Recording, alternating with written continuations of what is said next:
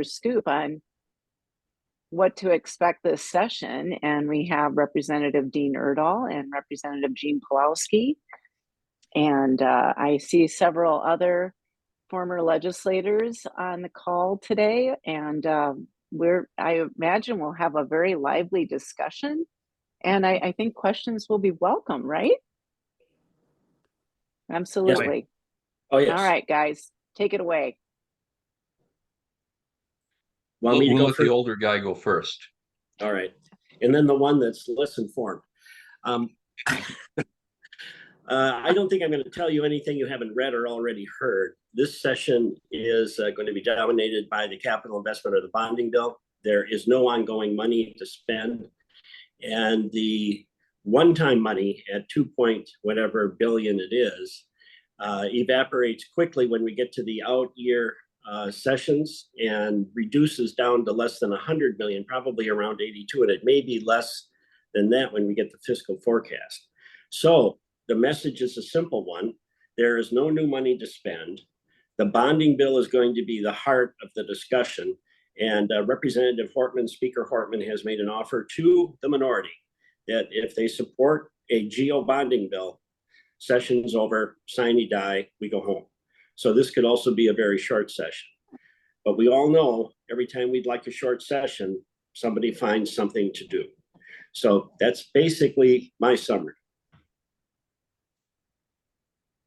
Well, I guess we're done then, Gene.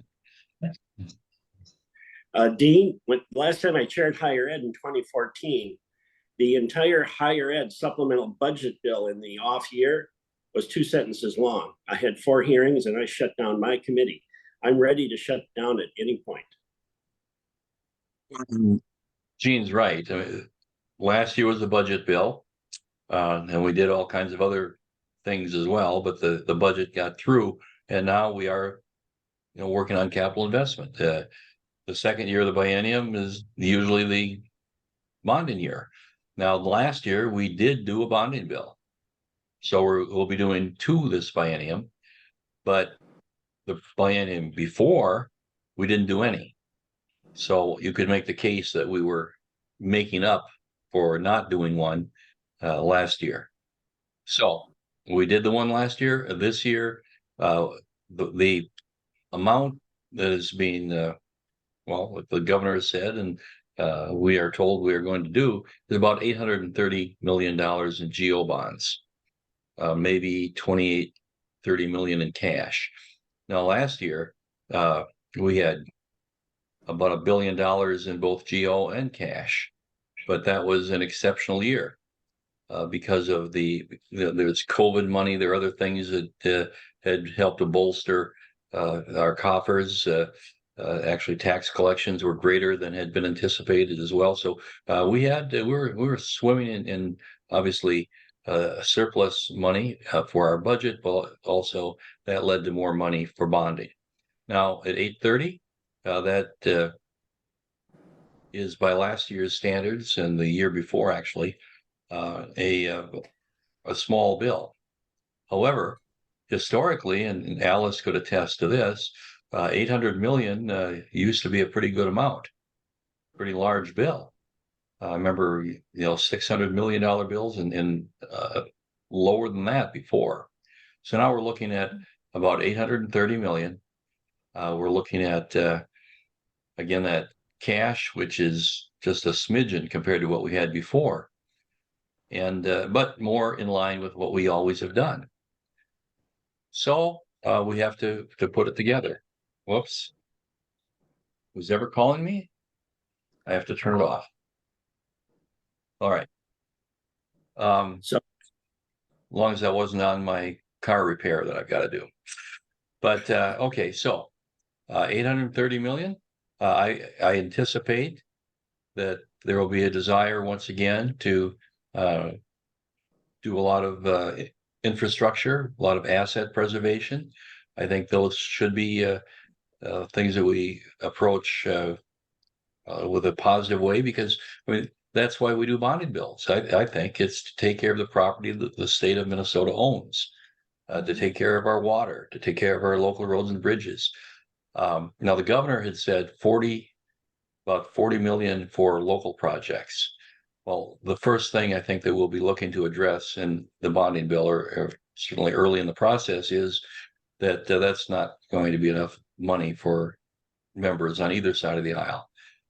So I'm anticipating that 40 million jumps considerably, which will cause us to have to shave back some of those other monies in the remainder of the bill. But that's what we'll be working on, is trying to get together a good bonding bill addressing the needs of the people of Minnesota. The other thing that committees will be working on, I had 2 interim hearings this fall, one for the University of Minnesota and one for Min State. I wanted a review of the $650 million that we put into higher education this last session, and I wanted it by the campus level.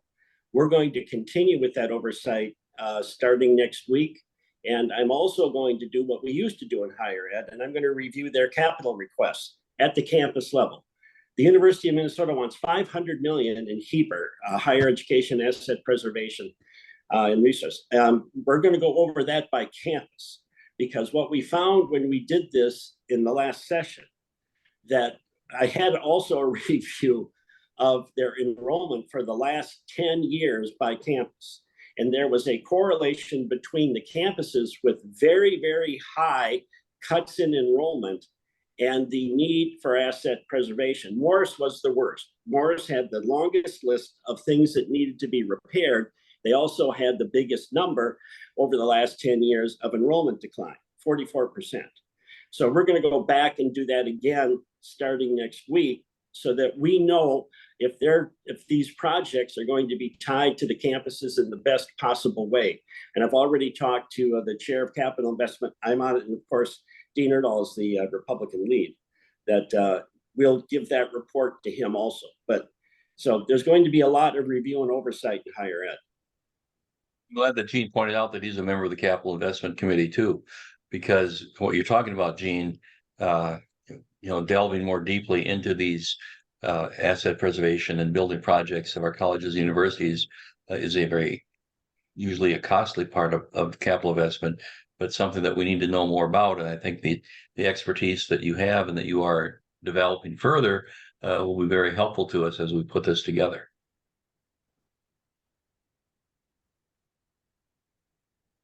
So questions, I guess. Well, I guess, there will be other things that we talk about. I don't anticipate that we will get the bonding bill done in the first or second week here. It's going to take a while. Normally it's the last bill that comes up, the last day of the last hour of session. I'm hopeful that we can do it sooner. I would, if I had my way, I'd take the speaker up on that deal and get the bonding bill done and get out of town. But there are some things that we need to look at. The difficulty with SROs, making sure that there is consistency, and that issue is laid to rest in terms of our school districts.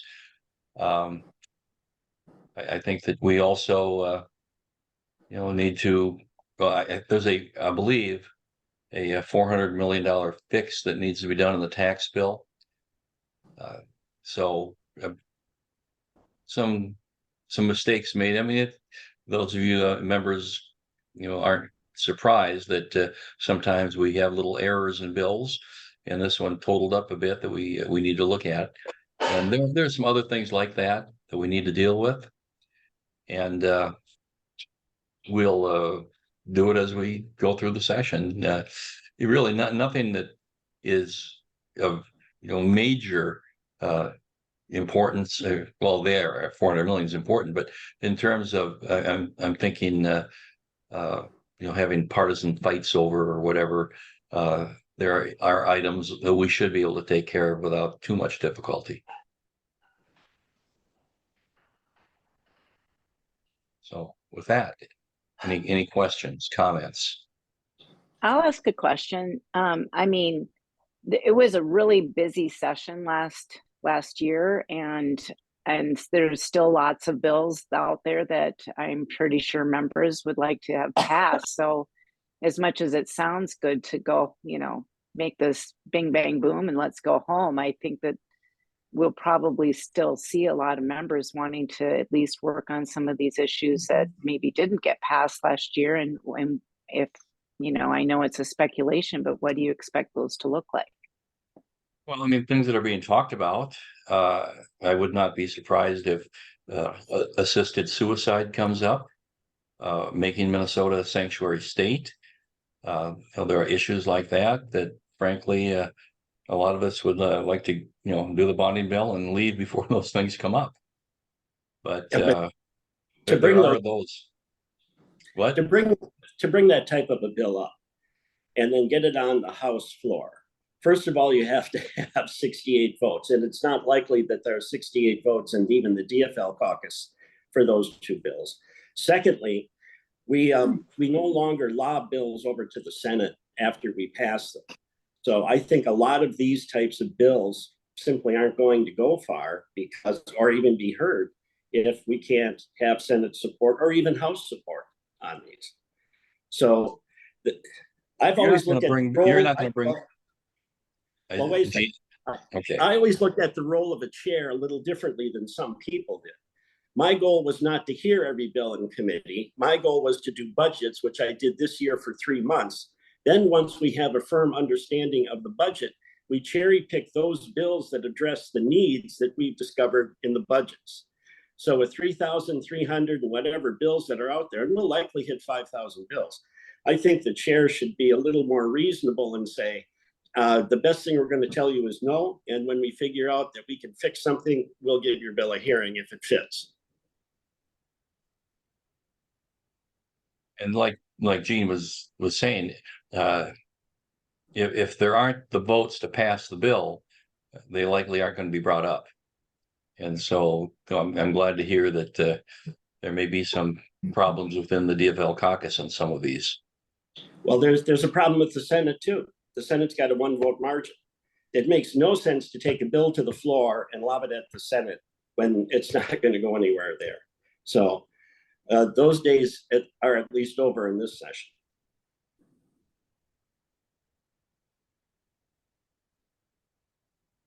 Okay, sir, I have another question.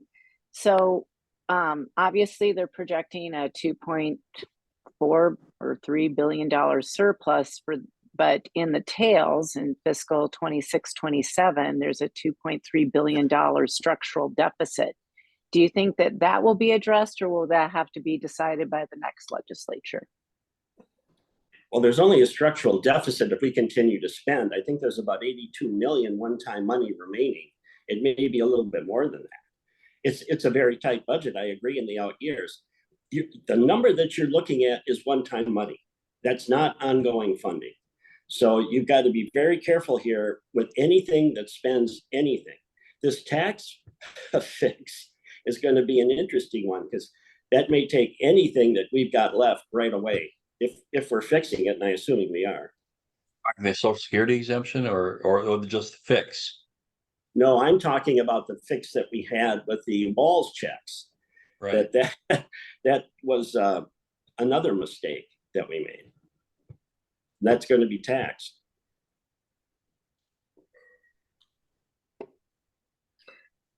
I thought I read someplace that the audit or the study on the paid family leave came back suggesting there was going to be a shortfall. I don't know. I can't remember the number, but if there is that something that's just going to increase that rate? Or with some of that cash available, would you see a subsidy coming from the legislature? Because the business community is already concerned about how they're going to pay that. And if they get an immediate assessment over and above the already stated payroll rate, I think it's just going to hurt people. Yeah, but you can't fix it with one-time money. You would have to make an adjustment in the tax that operates that bill. Now, I'm one of the DFLers that voted against it. I didn't think it was ready for prime time. And obviously it was not ready for prime time. So if there's a fix, I would go the other way and adjust it downward, not adjust it upward. I I think, agree with, I agree with Gene on that.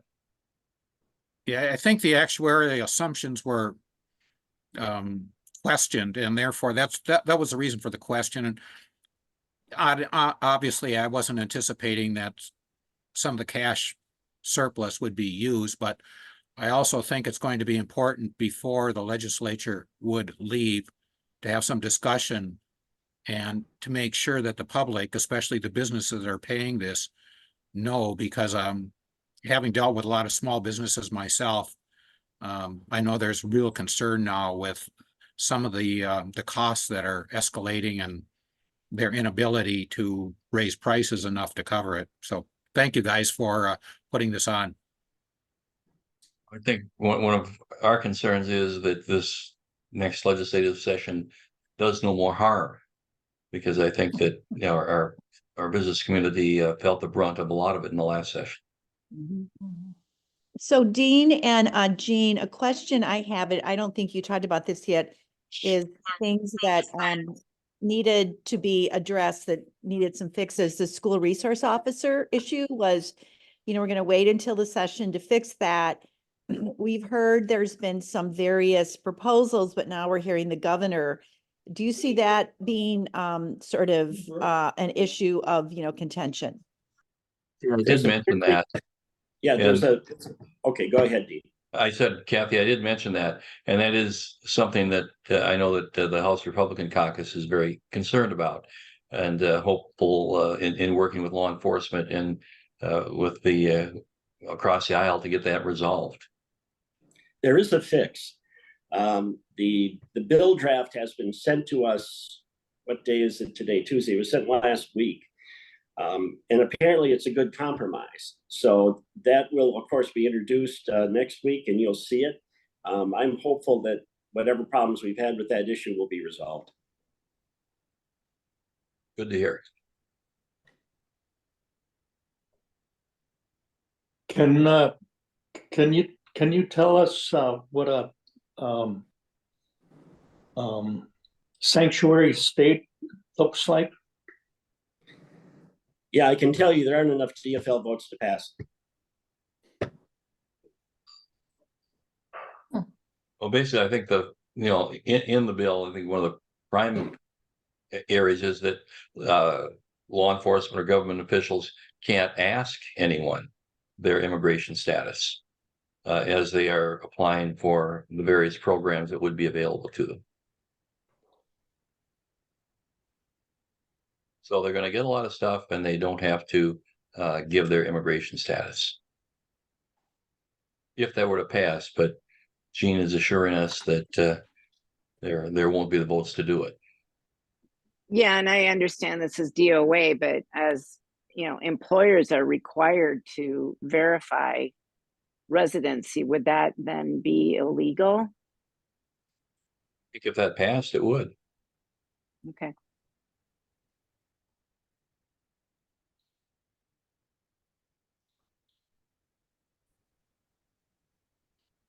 Say there is one fix you could make.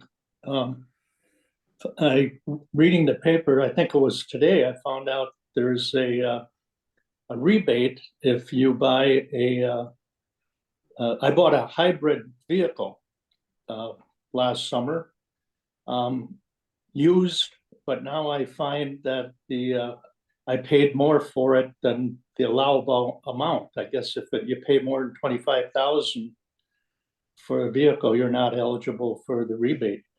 Maybe you could consider raising that amount, make it retroactive, and I'd gladly take you guys down to Burger Mo's for a beer. And if a tax bill has to fix it, you just saw what Ann Rest said, no tax bill. Now, there's got to be a tax bill to at least do a couple of fixes, but I don't see anything about increasing rebates or anything else. I don't see any of that happening. You'll just have to get by. Maybe you can get a bike and pedal.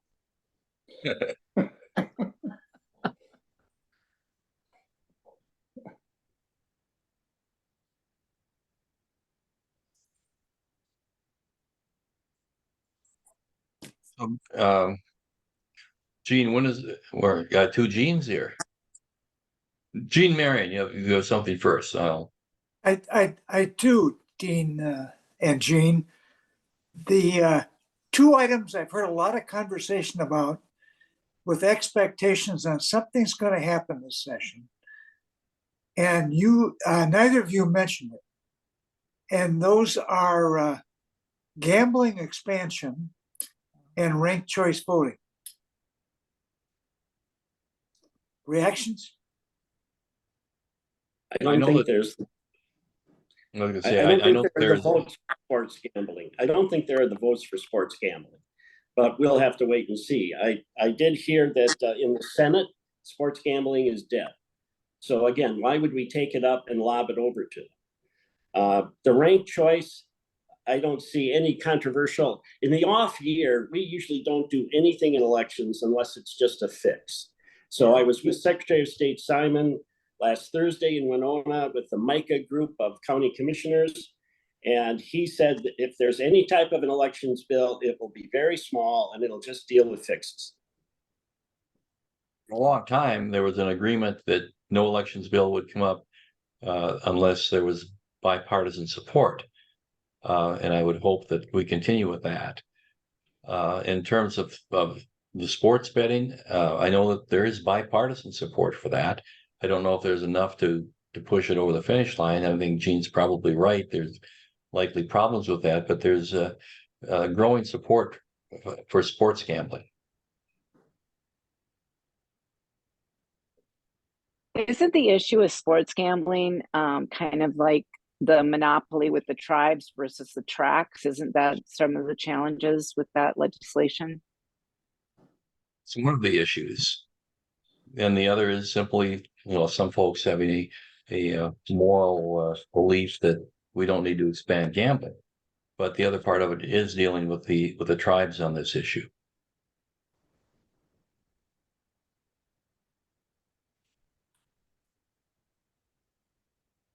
One thought on sports gambling.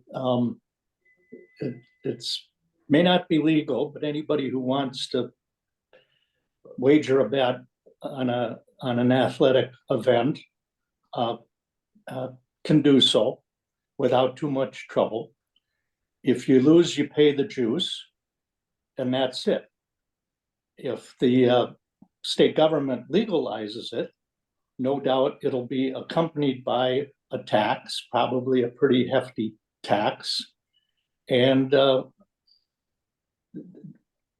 folks that are going to pay for it are the people that are making the wages. But one could make an argument that it's really a consumer ripoff for the government to skim off a tax money off the top when currently you don't have to pay it.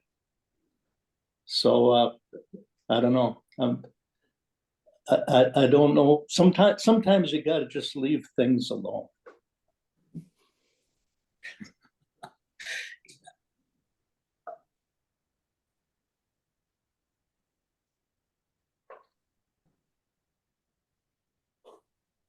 Gene, are you having a big retirement party at the No. Capitol then?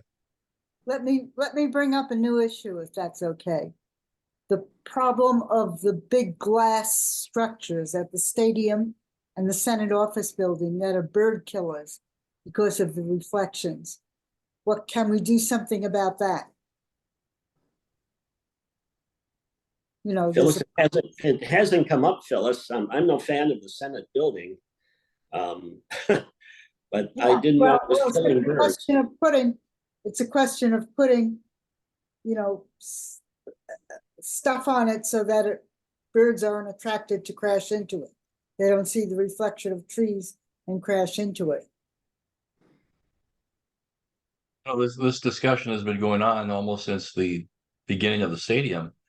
And I guess I'm surprised that something more hasn't been done. But as Gene said, I'm not hearing anything around the Capitol right now. Okay. Some of us met with Sandy Pappas to see if it could be included in one of the bills without getting a satisfactory answer. But why we want to see when something is so easy to do and really costs so little in terms of the total construction bill, why not do it?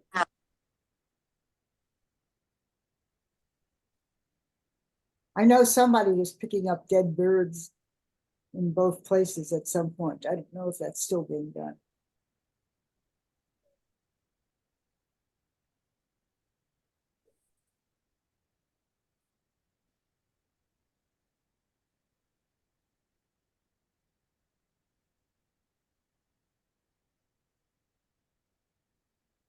It's a quiet So what group. projects are going to be in your bonding bill then? Is What that- isn't going to be in the bonding bill? That's a better question. Well, what we'll have, a lot of it will be, state departments, agency funding, DNR, all of those different areas, the colleges, universities, the PFA, that'll be the bulk of the bill. But I do anticipate, again, let's just say roughly 200 million in members projects. On the Republican side, a lot of those are also dealing with water, wastewater treatment plants, water towers, things like that. One change is that a lot of, especially on the Democrat side last time, there was a lot of money for nonprofits. And we're not going to have all that money for nonprofits this time. So there will be other uses in the GO category, I think, for the Republicans and the Democrats. But that large chunk of money that last time went to the nonprofits won't be available. And they have to get cash. They can't, a nonprofit can't take general obligation bonds.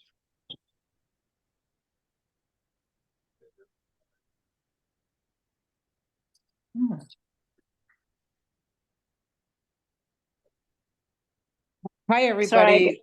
Yeah, I'm just calling, this is Kathleen Blatz calling in, and it's nice to see some old friends on this call. Just a different subject. In the Strip, not too long ago, a couple of months ago, they did a series on all the children who had been killed in the child protection system over the last years. And the governor stated that he was going to devote some money to this. And I know the commissioner, was called upon and everything. I'm wondering if you're hearing anything at the Capitol now about any of those initiatives or any new funding in that regard. If it's ongoing money, there will be no new funding. And one-time money, I don't think is a fix for what the problem might be. So Kathleen, have you been following the special task force? I believe Senator Nicole Mitchell and Representative Dave Pinto have been holding. I think it's related to this on the child welfare system. Yes. Okay. And I don't Yeah. know what they've come up with. Yeah, I'm not I aware think that they've come up with any recommendations yet, but as Representative Pelowski said, that if there's no new money, I'm not really sure what the governor had in mind.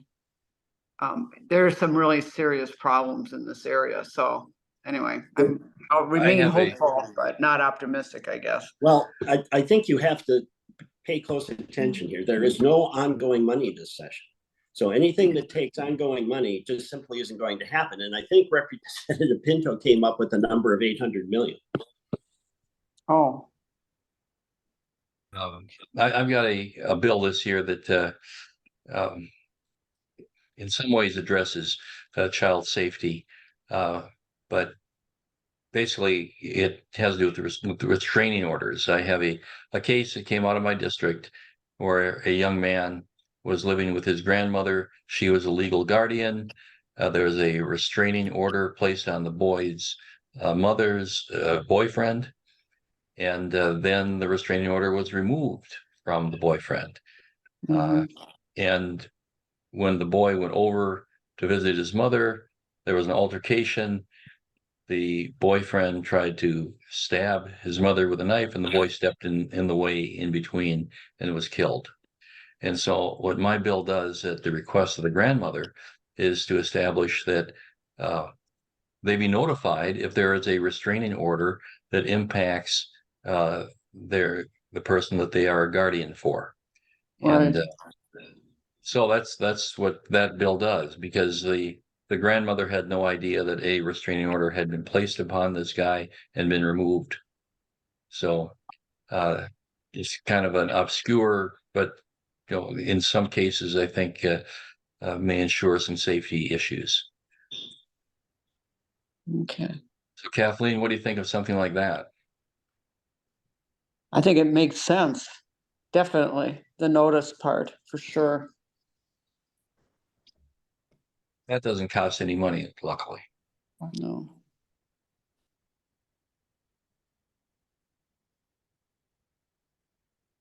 This may sound like an ignorant question, but I'll ask it anyway. Jean, you said that, no new money, I get it. It's a bonding year and that, but is that something that's been followed in years past? I don't think we were very vigilant during my tenure, which was a while back, and having such a hard line on that. And I'm not challenging it. I'm just trying to understand if this has been something new for this year, or you've been actually, the caucuses have been, and the majorities have been following this for some years. The problem that we have is that there simply is no new revenue that's ongoing. Right. This Right. surplus is one-time money. There has been a change with some of us in looking at this very, very hard about what these budgets are going to look like. And if there is no ongoing money, that severely restricts what we can do. Basically, you're looking at about $82 or $83 million after we get done with the outgoing spending that would be remaining. Mm-hmm. And if we buy that down, we would be in deficit then in 26, 27. Mm-hmm. Obviously, the solution to that is to raise taxes or fees. But that, certainly I don't think should be done, especially in the light of the fact that last session, when we spent through the surplus, we then increased taxes and fees $10 billion to pay for more spending. So in another year, without what we faced previously, we may be having an appetite to increase something to pay for something. But I don't think that appetite should be there this year. Kathleen, your question is, we have been told this by Hortman. Hortman has hammered this home to the chairs. There's no new money. There's no ongoing spending. There's going to be a very limited amount of one-time money. And you better make sure that you do some, and I'd like doing oversight, so I have no problem with it.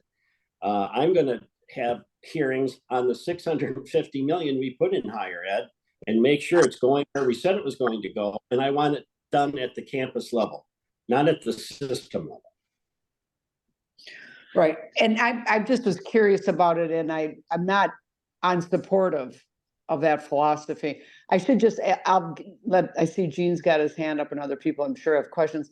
I would just add that in the child protection area, honestly, there's so much on the policy end, and I could get into a million things, but the idea that they interview children who are alleged to be abused and neglected in the presence of their parents and stuff like that, or the alleged abusers. We don't do that in domestic abuse at all. There's some policy changes here that could address some of the issues. Not everything, for sure. But anyway, I wish all of you good luck with your session here. And I appreciate both of you being here today to talk with all of us old timers. Speaking for myself. I prefer the time veteran legislators. Okay, I like that better too.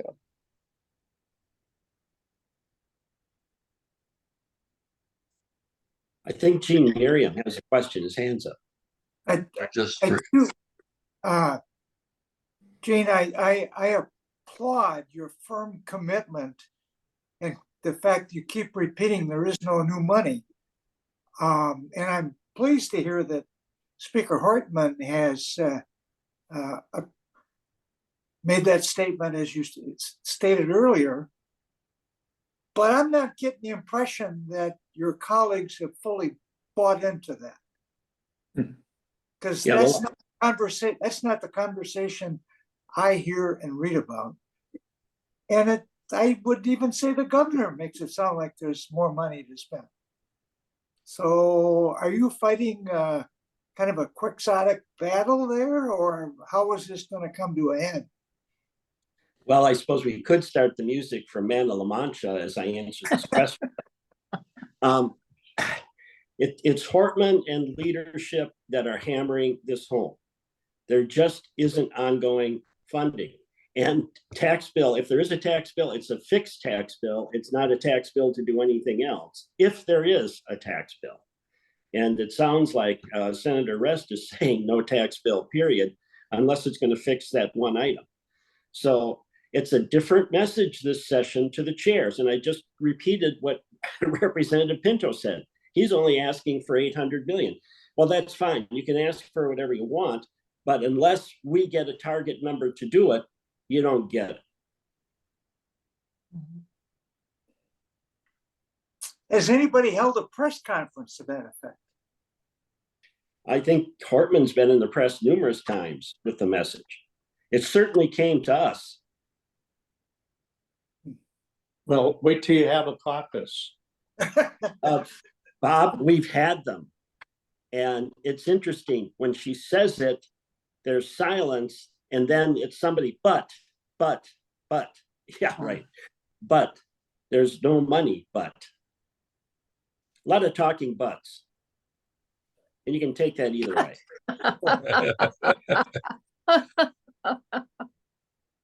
Well, and the Senate is meeting right now at 12:30, I'm guessing, to discuss leadership.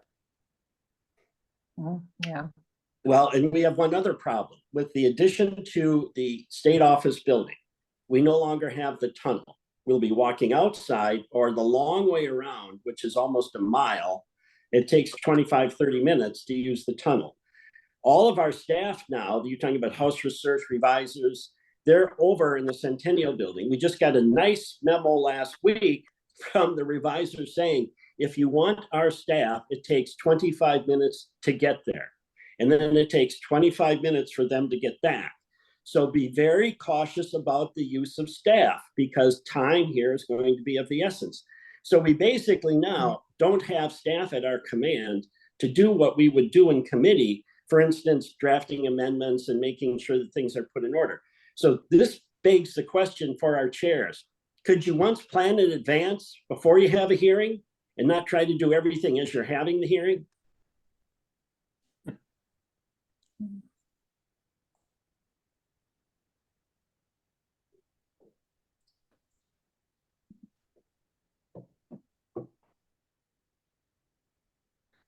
Speaker Hortman's offer is sounding better and better all the time.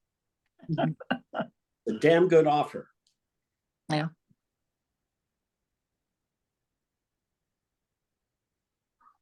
I'll do a bonding bill and a couple of fixes and go home. Be a great session. I know I could have a higher ed bill out tomorrow if they need it. I think I can make it one sentence. What would that be? We need a fix. We need a 3-word fix in the North Star Promise. In fact, this afternoon, I am having a Zoom meeting with the revisor's office and with our House Research people on exactly what those 3 words are.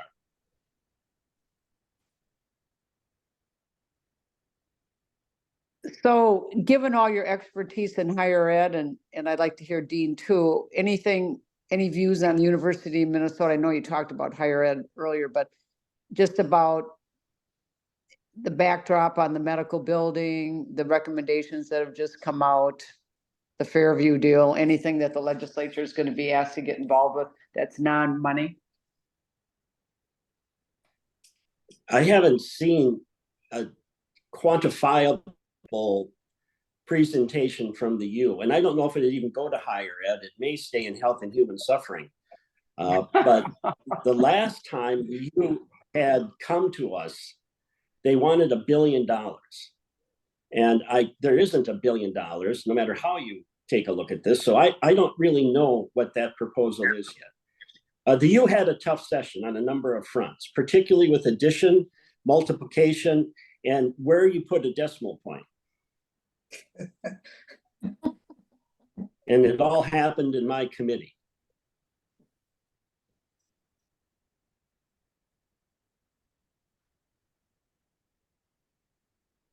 See, I have a question about cannabis legalization. There's going to be some collateral damage with some people on mental health issues with the legalization of cannabis, especially perhaps with young people. I know there's some dollars that are put in the bill for treatment, and yet we don't seem to have the infrastructure to really support treatment. Can you comment on that, and how are we going to fix that? I know that. Yeah, that's been our biggest. Okay, Dean. Go ahead. And, well, in conversations I've had with members of my caucus, fixes to cannabis and marijuana issues are one of the things on our agenda that we'd like to see happen.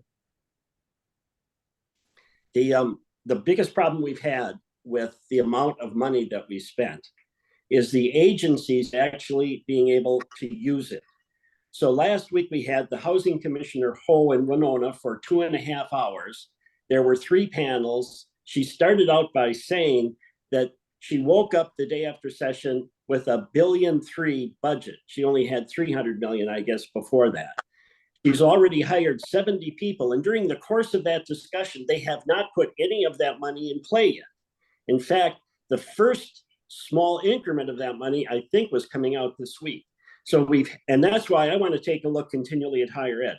How is this money being spent, and where is it being spent, and why aren't you using it? And in higher ed, they actually are. They've given us a campus by campus breakdown, and we're going to get another campus by campus breakdown. But your point with the marijuana stuff, which again, I didn't vote for, but I think they're having the same problem housing's having.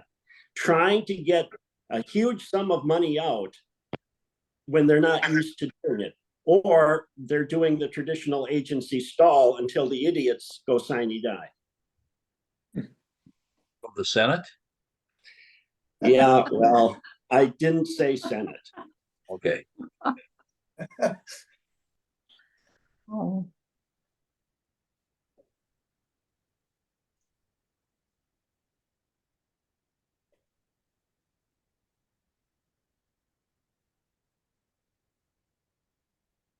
Come on, I know there's more questions out there.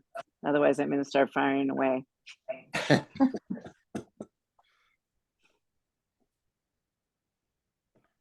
Okay, I got one. So now there's a new definition expansion of what is a lobbyist. Are you, whether or not you're familiar, basically, if you make $3,000 in a year and you talk to a local official, you can now be deemed a lobbyist. And I can just say that in the development industry, we have to speak to city administrators and elected officials just to build on the land that we own. And now everybody's thrown into becoming a lobbyist. And as the campaign finance board hasn't even come up with rules. And so nobody really understands what the rules are. And I'm just curious if you know, what was the intent behind that legislation? Because if you're an attorney that ever deals with land development, or if you're a realtor trying to sell a parcel of land, you're now a lobbyist according to this legislation. I've only heard complaints about it, so I can't give you the background. Any hope that there will be some fixes on this? I haven't. I could answer that question. I would hope there would be, but I don't have the information to give you an answer. I don't either, but we're certainly, Roz, interested in those ideas that you might have as fixes. We could certainly take a look at what you think may make the situation better. Yeah, well, certainly a threshold of $3,000 that, you know, you get from somebody else. It's not from the government. It's from, if I sell a parcel of land, I'm sure as hell hoping I'm going to make more than $3,000. And I mean, it's my livelihood, and it takes years for me to sell it. So, because it takes that long to get through the city processes. But not having, you know, we have economic development commissions, and not allowing them to talk to other people in fear that they're now going to have to report all their earnings and how they earned it to the government is not being really well accepted as a good idea. Now, I'm sure that there was some intent for that legislation that maybe we could address whatever that is, but all of us are just dumbfounded because now everyone's a lobbyist. True. Well, and Roz, on top of that, there's really no enforcement. I mean, what are there fines or penalty, or, you know, that was some of the questions I heard were, is there an enforcement piece of this? And I think that many of these lobbyist laws, and maybe I'm speaking to the choir here, but it just kind of came after a session where I know many lobbyists. I am now retired, so I am no longer a registered lobbyist, but many people felt that the skills and knowledge that lobbyists bring to the legislative process to help educate legislators, to make them more knowledgeable on issues or the impact of things, was many times just disregarded. And as a result, you know, bills weren't quite ready all the time, and we're seeing the impact of that. I know when I used to speak with legislators or talk about, you know, because I've been a legislator and I've been a lobbyist, as many of us have, is I said to people is, you know, this thought that lobbyists are, you know, they're with threatening and they're throwing money out. You know, if you ever catch a lobbyist giving you misinformation intentionally, they're done. They're toast. Yep. And I just think that there's, with new legislators, and we're not the lobbying organization, but I think it does have an impact on the ability to reach compromise and listen to different perspectives. So Roz, I feel your pain. I'm not there anymore, but I am aware of how other people are wondering is, well, gosh, can I talk to a legislator now? You know? Well, it's not just that, it's at the local level as well. It Right, wasn't right. expanded to the local level, whether it's school board or county or city. Right. Roz, when this was being proposed, Phil Griffin was in my office almost every day complaining about it. He's since retired. I want to speak to one point that was just made. The idea that we're hearing legislation that hasn't been introduced. This is the infamous House File XXX, and they have proliferated this session. I won't hear a House File XXX because it's pornographic. It's XXX. So I refuse to hear them. But we've had as many as 5 or 6 being heard on a day. So putting in 3,300 and some bills isn't enough. Now we're actually having a hearing on a bill that hasn't even been introduced yet. So the point that was made about that is a valid point. And the public, of course, if you post a House File XXX, it's not online. So it's pornographic.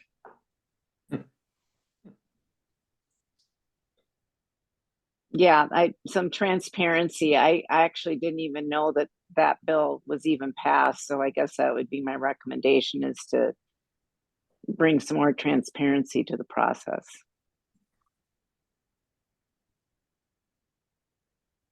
Gene, what's your prognosis on your House seat?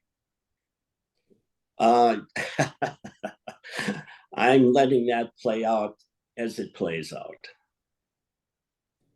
I only had it for 38 years, so my knowledge probably wouldn't be quantitatively enough to suit the answer to that question, particularly for the DFL.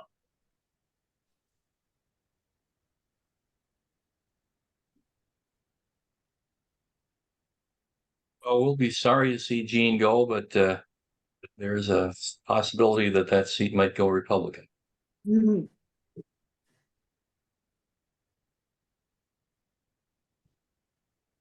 Well, it's a political eternity till the election day, right? It will be this year. Yeah, for sure. Well, we definitely appreciate the service of both of you. We know you've been long tenured public servants for a long, long time, and we really do appreciate your sacrifice, your time, your expertise, and your willingness to share your thoughts with us today. Do we have any other questions that anybody would like to ask?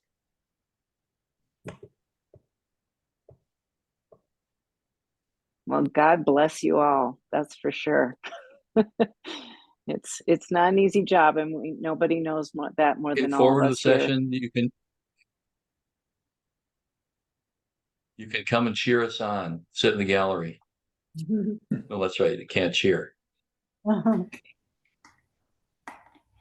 But will things I mean, I thought with the construction outside with the tunnels being closed, will it be even a little bit more challenging to get around the Capitol?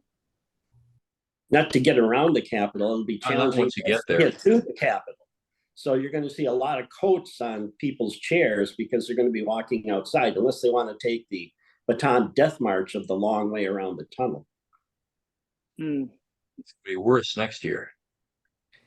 Well, it's going to be worse when you all have a cube over in the Centennial Building. Is that the plan? That's the plan. And by the way, House Research and others who are over there now don't like it. Well, that's why everybody who worked there before left, right? It's going to be a challenging session with House Research and the Revisor's Office in the Centennial Building. Wow.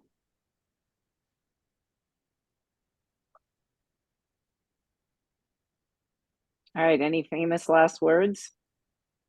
No, I'll say this. It's nice announcing your retirement early because you get to read your obituaries while you're still alive. Wow.